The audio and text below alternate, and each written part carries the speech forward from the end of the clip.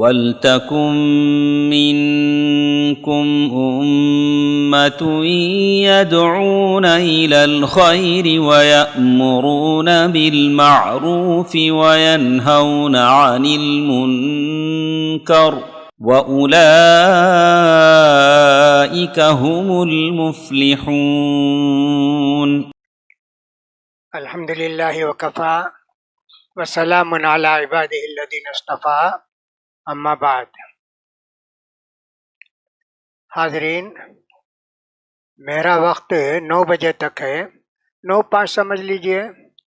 ہماری تو خواہش تھی کہ شیخ سے ہم سنتے رہیں بہت دیر تک، لیکن بہرحال ان کو بھی تھوڑا سا وقت جو ہے پابندی کی کرنا پڑا، تو اس لیے انہوں نے ختم کر دی، بہت ساری باتیں ان کی باقی رہ گئی ہیں۔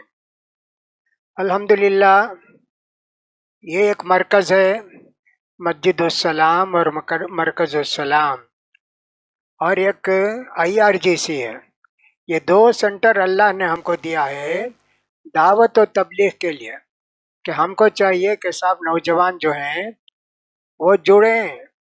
ہفتے میں ایک دن، ہفتہ اتوار عام طور پر چھٹی ہوتی ہے، آفس کی بھی کالج کی بھی، ہفتے میں ایک دن بچے تو مکتب کو آتے رہتے، نوجوان جمع ہوں، ان کے سامنے اہل حدیث کیا ہے، ان کے اصول کیا ہیں، ان کے ضوابط کیا ہیں، ان کا طریق عمل کیا ہے، کیا ہم کو کیسے نماز پڑھنی چاہیے، ایک ایک چیز ان کو سمجھائیں، تاکہ ہمارے نوجوان جو عالم نہیں ہیں وہ بھی مقابلہ کریں گے علماء کا جو ہمارے خلاف ہیں۔ یہ حدیث بخاری میں ہے، یہ حدیث مسلم میں ہے، یہ حدیث صحیح ہے، تمہیں بولتے ہیں نا وہ ضعیف ہے۔ جی اتنا علم ہونا چاہیے ہم کو، محنت کریں گے تو ضرور علم حاصل ہوگا۔ یہاں ٹریپل گنج جو ہے نا، ایک زمانے میں صرف خبر پرستوں کی بستی تھی، یہ محلہ تھا، ہے نا۔ 40-45 سال پہلے شرک و بدعت ہی تھا اس محلے میں، دوسرا کچھ نہیں۔ ہمارے عثمان بیگ رحمۃ اللہ علیہ وہ سمجھیے کہ صاحب شرک و بدعت سے توبہ کیا، توبہ کر کے بہرحال وہ آتے تھے، لوگ ان کو گالی دیتے تھے، بس وہ رومال اوڑھ کے سیدھے آ جاتے تھے، جاتے بھی نہیں، کسی سے لڑتے بھی نہیں تھے۔ ویسا ایک موقع تھا۔ پھر اس کے بعد ہمارے مرحوم بھائی جاوید عثمان ربانی ہے نا، یہ آئے، کتنا بڑا مرکز بنا دیا۔ جاوید کا مطلب ہے ہمیشہ رہنے والا، ماشاءاللہ یہ مرکز بنا کے گئے، ہمیشہ اس کا ثواب ان کو ملتا رہے گا۔ اس مرکز سے ہم کو فائدہ اٹھانا چاہیے، یہ بھی ہے، IRGC بھی ہے۔ ہمارے شیخ نے ذکر کیا مولانا عطا اللہ صاحب پنجابی کا، میں ان کا شاگرد ہوں، ہم ان کے پاس پڑھے، حجت اللہ البالغہ ہم کو پڑھاتے تھے۔ ویسے ہوتا تھا اس زمانے میں، وہ آتے تھے ڈسٹرکٹ ایجوکیشن آفیسر آتے تھے دیکھنے کے لیے، عمر آباد میں 3 استاذ کو تنخواہ دیتے گورنمنٹ کی طرف سے، وہ دیکھتے پڑھاتے ہیں کیا، بچے ہیں کیا، دیکھنے کے لیے آتے، ہے نا۔ وہ آتے تھے، ان کو معلوم ہو جاتا، سویرے سے وہ کھڑے رہتے تھے، پڑھاتے تھے، بیٹھتے نہیں۔ بولے تو ارے نہیں جی حرام ہے جی ایسا کسی کے سامنے کھڑے ہونا، نہیں میں تو پڑھاتے رہوں گا۔ پڑھاتے رہتے تھے، اتنے سیدھے سادے آدمی تھے۔ حج کو جا کر آئے، ان گھڑی لے کر آئے، وہ گھڑی میں یہ گولڈ کلر تھا۔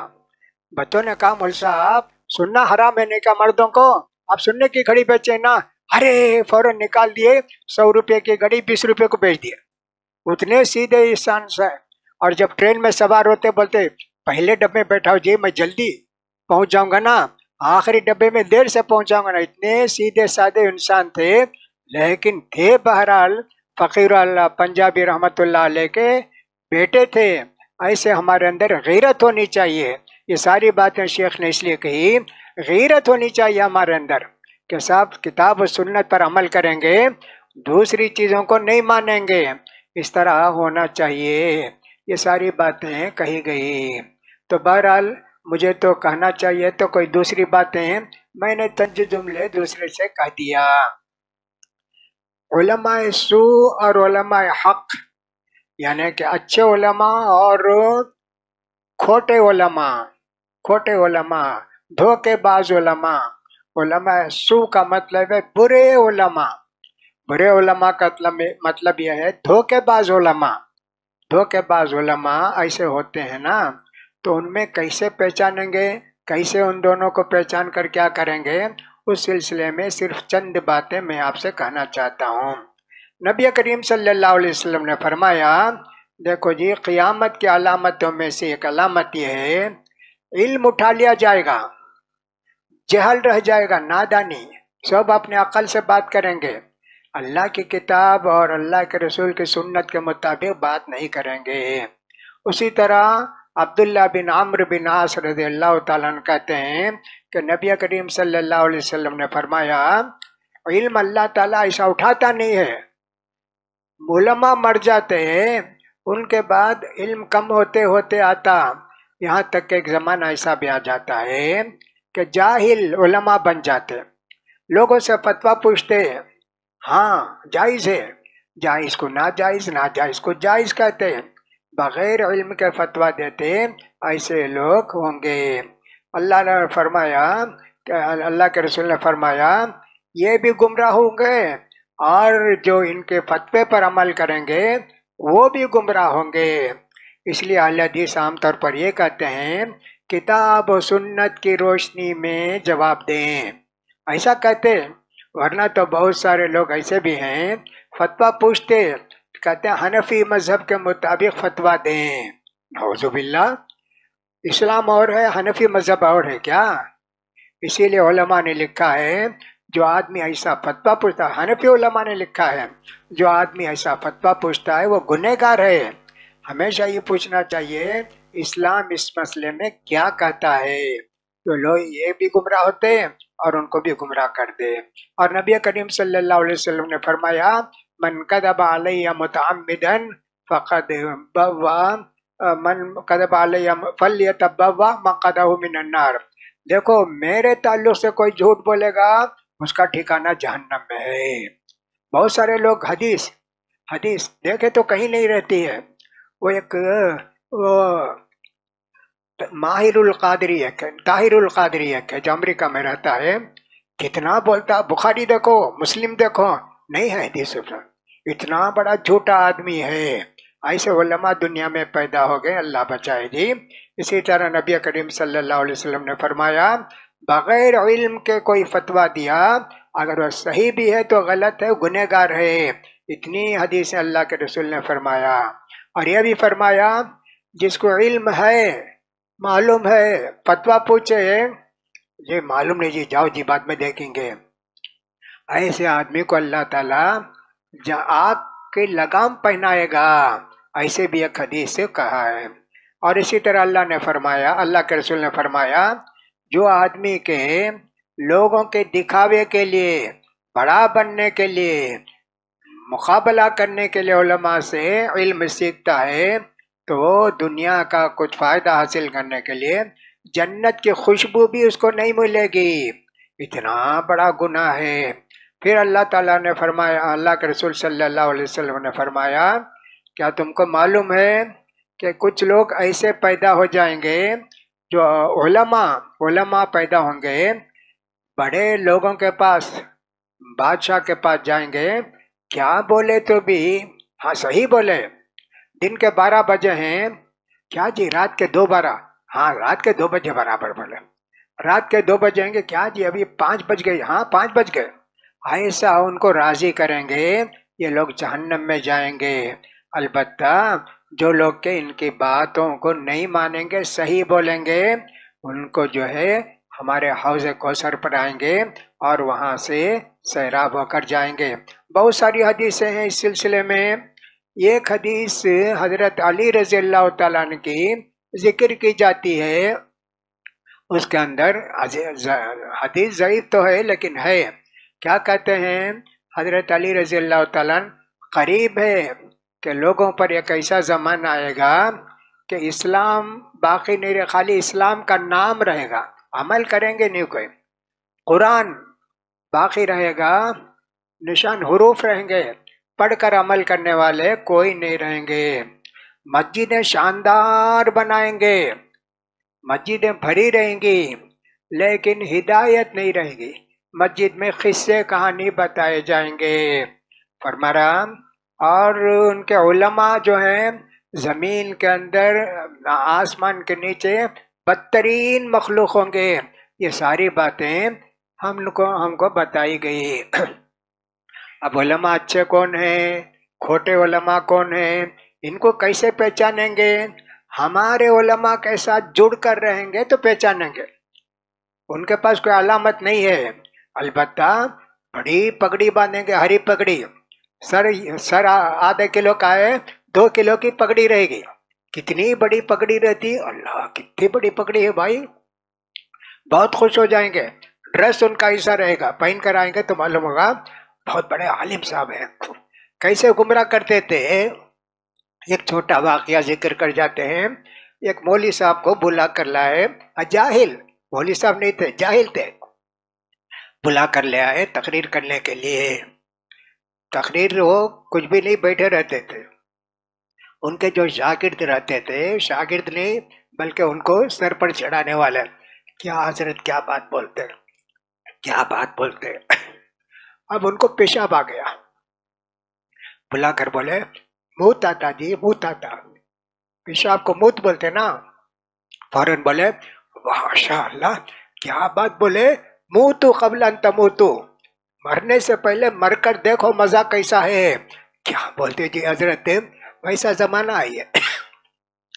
جب تک ہم اپنے علماء کے ساتھ جڑ کر نہیں رہیں گے کوئی فائدہ نہیں ہوگا. الحمدللہ علماء کی قدر ہم کرتے ہیں، سارے ائمہ کرام کی قدر ہم کرتے ہیں. اور اسی طرح محدثین کتنی خدمت کیے جی دین کی، کتنی خدمت کیے، صحابہ خدمت کیے دین کی، ائمہ خدمت کیے، اور اسی طرح محدثین دین کی خدمت کیے. اب ان کی کتابیں باقی ہیں، پڑھنے والے نہیں ہیں. پڑھنے کی ضرورت ہے. ہمارے علماء کے ساتھ جڑ کر رہیے تو انشاءاللہ آپ کا بھی فائدہ ہوگا، لوگوں کا بھی فائدہ ہوگا. ہمارے گھروں میں بہت ساری باتیں اس لیے مصیبت بن گئی ہیں. شادی ہو جاتی، بیٹی کو دے دیے کسی ایسے آدمی کے گھر میں جہاں بدعت و خرافات ہیں، بدعت و خرافات ہیں، ایسے ہو جاتا ہے نا. اب کیا کرتے ہیں، ان کی طرف سے دعوت آئی، آج میلاد کی دعوت ہے، سمدھی کو بھیجے دعوت نامہ. اب یہ پوچھتے میلاد کی دعوت کو جا سکتے کیا؟ نہیں جی نہیں جانا، بدعت ہے. ارے ہماری بیٹی کو ستائیں گے نا، ہماری بیٹی کو پریشان کریں گے نا. میں چاہتا کھاتا کیا بھی نہیں، چاہتے بھی کھاتے بھی سب ہو جاتا. دین کو بچانے کی فکر نہیں، بیٹی کو بچانے کی فکر. یہ ایک بڑی مصیبت ہمارے ساتھ ہو گئی ہے. رشتہ دیتے ہیں تو ایسے ہو جاتا ہے. لکھا ہے کہ ایک حنفی نے ایک اہل حدیث کی بیٹی کو رشتہ دیا ہے نا. تو انہوں نے کہا میں رشتہ اس لیے دوں گا، اس وقت دوں گا جب تم کتاب و سنت کے مطابق عمل کرو گے، ہے نا، ویسا کرو گے. مان لیا وہ بیٹی کے لیے، بیوی کے لیے مان لیا کتاب و سنت کی بات. لیکن آج کل کے علماء کیسے ہیں؟ میں بنارس میں رہتا تھا، جامعہ سلفیہ میں، وہاں ایک اہل حدیث لڑکی کی شادی ہوئی ایک حنفی سے. اب یہ جا کر نماز پڑھی تو رفع الیدین کرتی. کہا نہیں کرنا، کہا نہیں، حدیث میں آیا ہے، میں پڑھی بھی ہوں، اور جو ہمارے والد بھی بولے، والدہ بھی بولی، میں حدیث بتا سکتی. کہا وہ سب نہیں چلے گا، یہی مذہب صحیح ہے. ایسا ایک جھگڑا ہوا. تو ایک آدمی تھے ابو القاسم نعمانی، جو ابھی دارالعلوم دیوبند کے مفتی بھی ہیں اور سب مدیر بھی ہیں. ان سے پوچھا گیا، تب بنارس میں تھے، عہدہ نہیں تھا ان کے پاس. انہوں نے کہا نہیں، وہ طلاق ہو جاتی. جو دین ہمارا نہیں، جو نماز ہمارے مذہب میں نہیں ہے وہ نماز نہیں ہوتی. نماز نہیں ہوئی تو نماز نہیں پڑھے تو کافر ہو جاتے، اس لیے طلاق ہو جانا چاہیے. طلاق ہو گئی جی اس کی. پھر دیوبند کو یہ فتویٰ لکھے تو انہوں نے کہا نہیں، جاہل ہے یہ ان کا فتویٰ غلط ہے. تو پھر وہ نکاح باقی نہیں رہا، ٹوٹ گیا تھا. ایسے جاہل علماء ہوتے ہیں جی، لہٰذا ہم کو معلوم ہونا چاہیے، جب بھی لڑکی دیں گے پوچھ کر سمجھ کر دیں گے کہ کیسے لوگ ہیں، کیا ہیں، ان کیا میلاد کرتے ہیں، کیا بدعت کرتے ہیں، کیا درگاہ کو جاتے ہیں، کیا سود کا پیسہ کھاتے ہیں، کیا ایسا دیکھ کر ہی ہم لڑکی کو دینا چاہیے۔ نبی کریم صلی اللہ علیہ وسلم نے فرمایا اذا جاءکم من ترضون دینہ وخلقہ فزوجوہ، تمہاری بیٹی کا رشتہ اگر ایسے آدمی سے آیا جس کا دین بھی صحیح ہے، اخلاق بھی اچھے ہیں، تو فوراً شادی کر کے دے دو۔ اگر تم ایسی لڑکی اس کے ایسے نوجوان سے شادی کر کے نہیں دیے، بڑا فتنہ ہوگا۔ تو لہٰذا ایک مجبوری لوگوں کی یہ بھی ہو جاتی ہے آج کل کہ صاحب اہل حدیث بنانے کے بجائے حنفی بن جاتے ہے نا، کتاب و سنت پر عمل کرنے کے بجائے درگاہ کو بھی جانا شروع کر دیتے، بدعتوں میں شریک ہو جاتے۔ یہ غیرت نہیں ہے جی، یہ غیرت نہیں ہے۔ غیرت تو یہ ہے کہ جم کر رہو۔ بیٹی کی طلاق ہو گئی، اللہ لکھا، میری بیٹی کی طلاق ہونا بول کر اللہ لکھا تھا، ہو گیا۔ اتنا ایمان ہمارا مضبوط ہونا چاہیے۔ الحمدللہ ہم لوگ تو کوشش یہی کرتے ہیں جتنا ہو سکے کتاب و سنت کی باتوں پر عمل کریں۔ آمین زور سے بولتے ہیں، بولیں گے جی، اس میں کیا ہے؟ کتنی مسجدوں سے ہم لوگوں کو نکالا گیا ہے نا، کتنی مسجدوں سے ہم کو نکالا گیا، کتابیں لکھی گئی ہمارے خلاف، دلی میں کتابیں لکھی گئی۔ ہم جب شروع میں ہمارے باپ دادا اسلام اہل حدیث مذہب قبول کیے، مارتے تھے، مسجد کو گئے، بھاگ یہاں سے، نہیں بولنا، رفع الیدین نہیں کرنا، آمین نہیں بولنا۔ اور یہ بھی ہوتا تھا اگر کوئی چلا گیا نماز پڑھنے کے لیے، کہتے دھو مسجد کو دھو، کتا آ گیا، دھوتے تھے جی۔ یہاں بھی کہتے ہیں، یہ صدیق سرائے جو ہے نا، وہاں بھی کہتے ہیں کہ ایسے ہی تھا کہ وہاں ایک جگہ لکھا ہوا تھا اس مسجد میں وہابیوں کا فلاں کا داخلہ منع ہے۔ تو صدیق صاحب جو ہے وہ سرائے بنا کے وہاں جو ہے ایک طرح سے اہل حدیثوں کے لیے ایک راحت ملی۔ کتنی سب باتیں تھیں، بہت ساری باتیں تھیں۔ اب بھی میں نے دیکھا کرناٹکا میں سے سرسی سے ہبلی کو جاتے، وہاں چھوٹی چھوٹی مسجدیں ہی، نماز نہیں پڑھتا، اہل حدیث اگر چلا گیا اس مسجد کے اندر مارتے اور مسجد دھلاتے، رے دھو کر جا، پانی لا کر بھی تو پانی لا، دھو کر جا، کتنا گندا کر دیا۔ تو انہیں خود نماز نہیں پڑھتا۔ آج بھی ویسے ہے جی۔ تو دعوت و تبلیغ کا کام بھی ہمارے ذمے ہے، ہم لوگوں کو دعوت و تبلیغ کا کام بھی کرنا چاہیے، جب ہی چل کر ہمارے نوجوان سدھریں گے۔ قربانی دینا ہے جی، آرام کی قربانی۔ سوچتے رہتے ہفتے کا دن ہے تو اچھا سونا، اتوار کا دن ہے تو تفریح کرنا، ادھر جانا ادھر۔ ہمارے نوجوانوں کے اندر ایسا ہو گیا ہے۔ ہم نہ ہو چاہیے کہ سب ہفتہ آتا ہے، آج کلاس چلے گی، صبح 9 سے لے کر 1 بجے تک 4 گھنٹے کلاس جی، اس میں جا کر علماء سے سیکھیں گے صحیح منہج کیا ہے، صحیح طریقہ کیا ہے، کتاب و سنت کے مطابق عمل کیسے کرنا ہے۔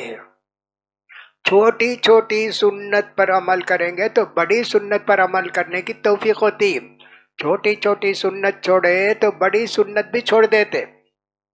اس لیے ہم کو چاہیے کہ صاحب دین کے لیے وقت نکالیں، دین کا علم حاصل کریں۔ ہمارے نوجوان ایسے ہی تھے۔ نوجوانوں کی ذمہ داری آپ نے بہت ساری سنی کہ نوجوانوں کی ذمہ داریاں کیا ہیں اور منہجی گمراہیاں کیا ہیں، اور منہج کی حمیت اور غیرت ہمارے اندر کیسا پیدا ہوگی۔ یہ کب ہوگا؟ جب کہ ہم دین کو سیکھیں گے، دین پر عمل کریں گے۔ عام طور پر ایسا ہو جاتا ہے، لوگ سمجھتے ہیں یہ جو وہابی لوگ ہیں نا، یہ اولیاء اللہ کے دشمن ہیں۔ کیا جی دشمن ہیں؟ کہا صاحب ان کو مانتے نہیں، ان کی درگاہ کو آتے نہیں، ان کی باتوں کو سنتے نہیں۔ ارے ہم ہی قدر کرنے والے ہیں جی چاروں اماموں کی۔ چاروں اماموں نے کیا کہا؟ میں اگر کوئی فتویٰ دیا اور حدیث اس کے خلاف ہے، میری بات کو اٹھا کر دیوار پر مارو، حدیث کو مانو۔ وہ مانتے کیا؟ نہیں مانتے۔ یہاں تک بھی ان کے اندر ہے۔ معروف کرخی حنفی ایک عالم گزرے ہیں، وہ کہتے ہیں کل آیت و حدیث لیس علی مذہبنا فہو اما مؤول و اما منسوخ۔ حدیث اور قرآن میں حنفی مذہب کے خلاف کوئی بات ہے تو وہ یا تو آیت منسوخ ہے، نہیں تو حدیث منسوخ ہے، ہمارا عمل ٹھیک ہے نا، ایسا کرتے تھے۔ میں آج بھی سنایا، یہ جو ایک امام کو ماننے کی بات ہے نا، کتنی بڑی گمراہی ہے۔ مکہ جانتے سب کے سب قبلہ ہے، کعبہ ہے، لڑائی ہوتی تھی چاروں مذہب میں۔ یہ کب کی 824 ہجری کی بات ہے۔ ہاں لڑائی جی، ہمارا امام پڑھائے گا، ہمارا امام پڑھائے گا، اتنی لڑائی ہوتی تھی۔ یہاں تک کہ وہ ایک گمراہ بادشاہ تھا مصر کا، اس نے کہا یہ 4 دیوار ہے نا، چاروں کو دے دو، حنفی یہاں کھڑو، مالک یہاں کھڑو، شافعی یہاں کھڑو، حنبلی یہاں کھڑو، ہو گیا جی۔ ویسا تقریباً 500 سال تک 4 نماز ہوتی تھی، ظہر 4، عصر 4، مغرب 4، عشاء 4، فجر 4، اتنی بار نماز پڑھتے تھے جی۔ الحمدللہ سعودی حکومت آ کے سب ختم کر کے ایک ہی قبلہ، ایک ہی امام، ایک ہی نماز، ایسا کرے جی۔ 1924 میں شاید ایسا کری، تب سے ایسا ہوا۔ تو دیکھو کتنا سب غلط کرتے ہیں، یہ سب علماء سو ہیں، گمراہ علماء ہیں، خود بھی گمراہ کرتے ہیں، لوگوں کو بھی گمراہ کرتے ہیں۔ اس لیے میرے بھائیوں، ہم کو چاہیے کہ ہم ان سے محتاط رہیں۔ باتیں تو بہت ہیں لیکن بہرحال آپ کو بھی جانا ہے، انتظار میں ہے لوگ۔